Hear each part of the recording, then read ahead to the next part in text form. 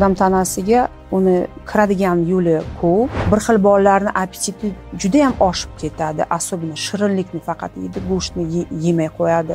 Baliqdan где-то 100 tadan oshiq gijjalar yuqishi mumkin. Ichakni teshik qilish mumkin. Ota-onalarga iltimosim, bolalaringizga befarq bo'lmang.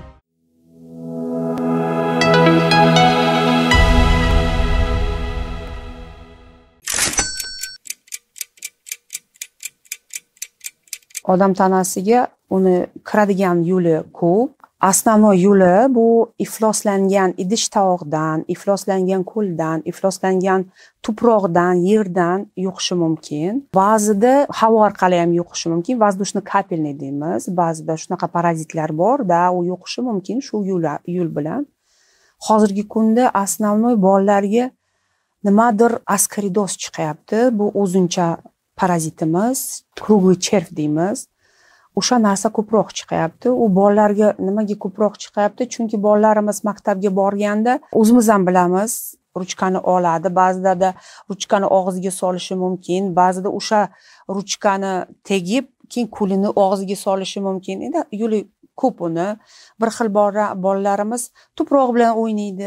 U tuproq ifloslangan bo'lsa, o'sha tuproqdan o'sha askarida yuqishi mumkin. Qanaqadir undan oldin askarida bilan kasallangan odam, nima desam, o'zini испорожнениесini qoldirgan bo'lsa o'sha joyda, keyin o'sha askarida hozir juda moda bo'lyapti. Mana bizlar ko'p fast food baliqdan yeymiz. O'shandan ham yuqishi mumkin. Askarida, bistarxoz ko'p parazitlar yuqishi mumkin. Но основной вот hozir почему-то askarida chiqyapti, astritsa chiqyapti.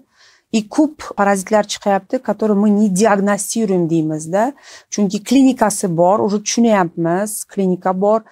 Umumiy qondan eozinofil chiqyapti, keyin mamashalar жалобасini bergandan keyin уже конкретно parazitoz chiqyapti bolaga. Вынуждены bizlar to'g'ri tashxis qo'ymasdan, какой to'g'ri, ну именно что какой именно parazit этот поразил ребенка qo'ymasdan bizlar protivoglistniy invaziyani yo'qotish uchun lecheniya qildiramiz shu bolaga.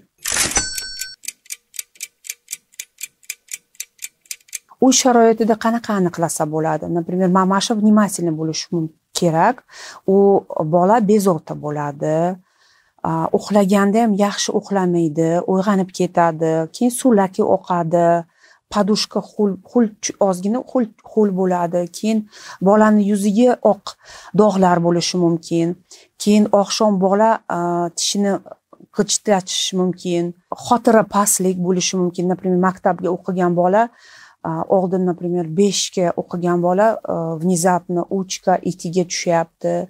Bir xil bolalarning appetiti juda ham oshib ketadi. Особенно shirinlikni faqat yeydi, go'shtni yemay qo'yadi.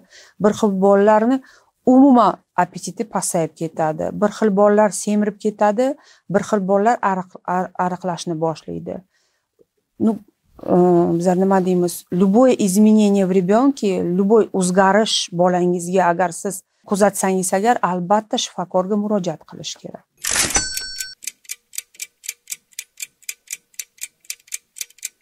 Astritsa gijja bu oddiy o'sha gijja, kichkina oq gijjalar, u ko'proqda uchraydi bolalarimizga.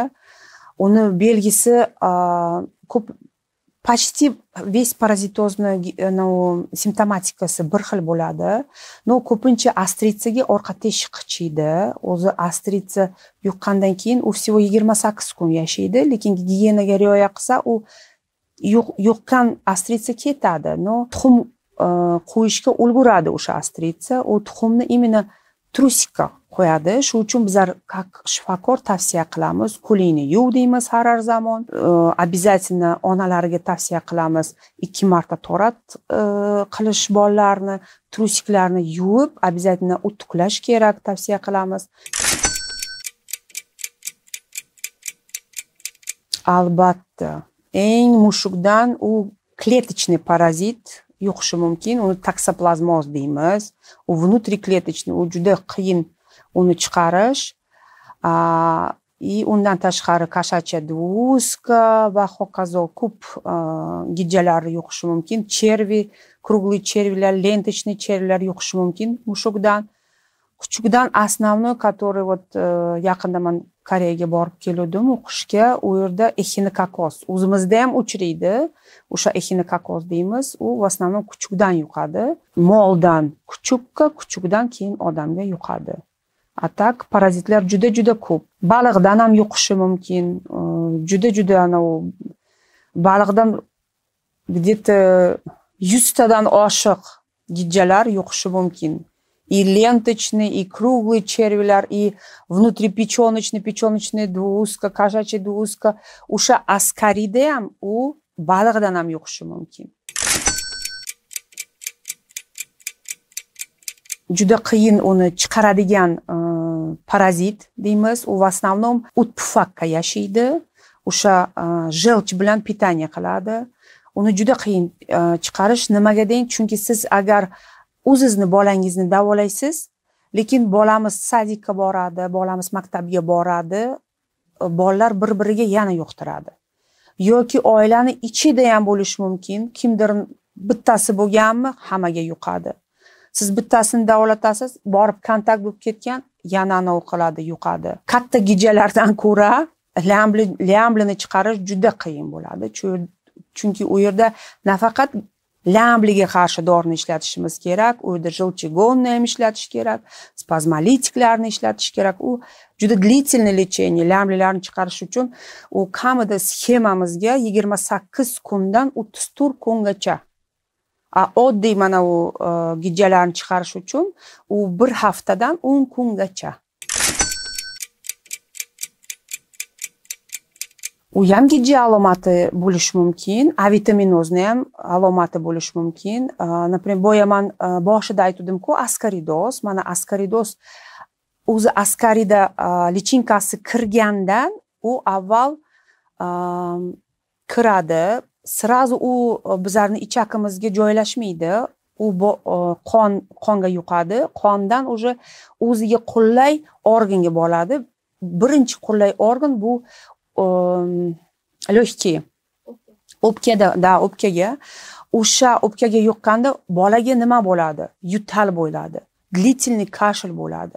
Keyin o'sha yutaldan keyin u boshqa organga yuqqandan keyin u o'sha organni parazit qiladigan simptomatika bo'ladi. Vaqtida agar chorani ko'rmasa, допустим, agar askarida bo'lsa, askarida keyin kelib это непроходимость кишечника deymiz, u xirurgiическое заболевание.